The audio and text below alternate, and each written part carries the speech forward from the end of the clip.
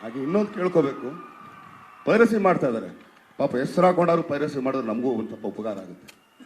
Will all thank them. ದಯವಿಟ್ಟು piracy ಮಾಡ್ತಾ ಇದ್ದೀರಾ, ಒಳ್ಳೇದು ಮಾಡಿ.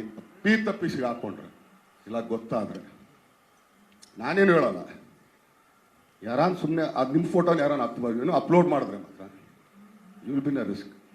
ದಯವಿಟ್ಟು ಆ ಪರಿಸ್ಥಿತಿಗೆ ತಂದ್ಕೋಬೇಡ್ರಿ. ಆಮೇಲೆ ರೀಲ್ಸಲ್ಲಿ ಹಾಕ್ತೀರಾ, ಹಾಕಿ ತಪ್ಪಿಲ್ಲ, ಸ್ವಲ್ಪ ನೋಡ್ಕೊಂಡು ಹಾಕಿ. ತುಂಬ ಕಷ್ಟಪಟ್ಟು ಇಷ್ಟಪಟ್ಟು ಪ್ರತಿಯೊಬ್ಬರು ಶ್ರಮನೂ ಇದೆ ಇದರಲ್ಲಿ. ಇಲ್ಲಿ ಹಾಕಿ ನೀವು ಅದರಲ್ಲಿ ಇನ್ನೊಂದೇನು ಸಿಗುತ್ತೋ ಗೊತ್ತಿಲ್ಲ ನನಗೆ, ಬಟ್ ನಾನು ಕೇಳ್ಕೊಳ್ಳೋದು ಇಷ್ಟೇ. ನೀವು ಥಿಯೇಟರ್ ನೋಡಿದಾಗ ಎಷ್ಟು ಚೆನ್ನಾಗಿ ಅನ್ಸುತ್ತೆ, ಮೊಬೈಲಲ್ಲಿ ಹೆಂಗೆ ಅನ್ಸುತ್ತೆ ನಿಮಗೆ? ಸೊ ದಯಮಾಡಿ ನೀವು ಕನ್ನಡ ಚಿತ್ರರಂಗನ ಬೆಳೆಸಿ ಅಂತ ಕೇಳ್ಕೊಳ್ತಾ ಇದ್ದೀವಿ. ಯಾರ್ಯಾರು ಪೈರಸಿ ಮಾಡ್ತಾ ಇದ್ದಾರೆ, ಯಾರ್ಯಾರು ರೀಲ್ಸ್ಗಳಲ್ಲಿ ಹಾಕ್ತಾ ಇದ್ದಾರೆ. ಯಾಕಂದರೆ ಕನ್ನಡ ಸಿನಿಮಾ, ನಾವ್ಯಾವುದು ಬೇರೆ ಭಾಷೆ ಸಿನಿಮಾ ಮಾಡಿಲ್ಲ ಸ್ವಾಮಿ.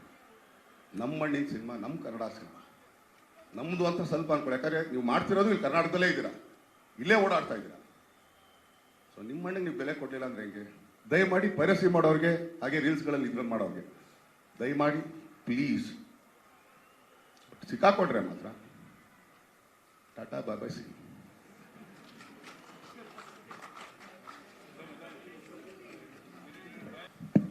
ಒಂದು ಸಿನಿಮಾ ಸಾಮಾಜಿಕ ಪಿಡುಗುಗಳನ್ನಾಗಲಿ ಅಥವಾ ಈ ನ್ಯೂನ್ಯತೆಗಳನ್ನು ಚಿವುಟೋ ಕೆಲಸ ಒಂದು ಸಿನಿಮಾ ಅಚ್ಚುಕಟ್ಟಾಗಿ ಮಾಡುತ್ತೆ. ಈ ಸಿನಿಮಾ ಆಚೆಗೆ ದರ್ಶನ್ ರವರಿಗೆ ಈ ಮರ್ಯಾದೆಗೇಡು ಹತ್ಯೆ ಆಗಿರ್ಬೋದು, ಈ ಜಾತಿ ವ್ಯವಸ್ಥೆಗಳ ಬಗ್ಗೆ ಆಗಿರ್ಬೋದು, ಏನು ಅಭಿಪ್ರಾಯ ಇದೆ ಅಂತ? ನನಗೆ ಗೊತ್ತಿರೋದು ಎರಡೇ ಜಾತಿ ಸರ್, ಒಂದು ಗಂಡು ಒಂದು ಹೆಣ್ಣು ಸರ್, ಅದ್ರ ಮೇಲೆ ಗೊತ್ತಿಲ್ಲ ಸರ್.